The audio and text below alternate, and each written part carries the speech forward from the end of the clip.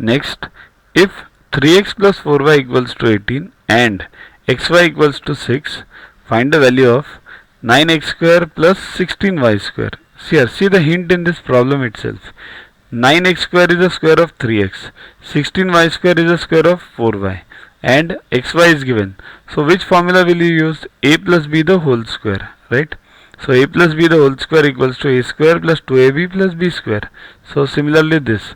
Now this is given as 18. So a square means 3x the whole square plus 2ab, 2 into 3x into 4y plus b square, 4y the whole square equals to 18 square, right? So 18 square is 324. So solve this. 9x square plus 24xy plus 16y square equals to 324.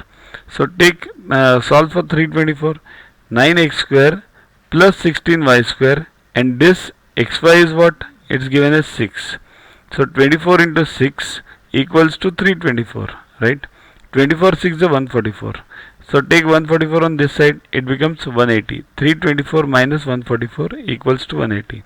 And what remains on the left hand side? 9x square plus 16y square as it is. So that is the required answer. 9x square plus 16y square equals to 180.